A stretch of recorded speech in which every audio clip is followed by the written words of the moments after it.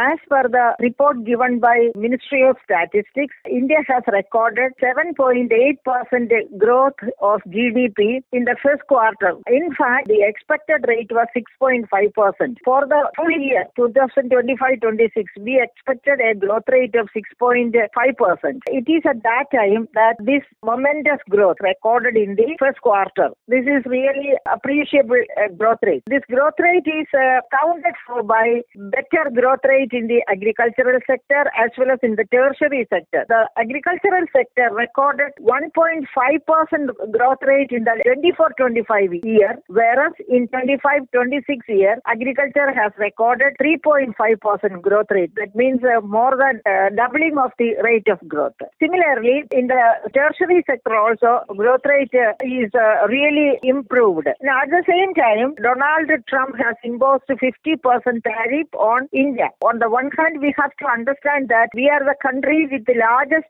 trade surplus with America. That means America buys more than what we buy from them. So we have trade surplus with them. In that context, America demanded reduction in the import duty of some of the products, agricultural products and dairy products from America to India. That India is not agreeing to, because that will really put the Indian agriculture as well as the Indian dairy sector in trouble. Because we should know that in US, only 2% of the population is engaged in agriculture, whereas in India, 48% of the population, 146.39 crore is the population of India. Out of that population, when 48% is engaged in agriculture, this type of unscrupulous import of American agro products and dairy products to India will be putting Indian agriculture in trouble, and there will be very severe rate of unemployment, etc. in India. Therefore, India is against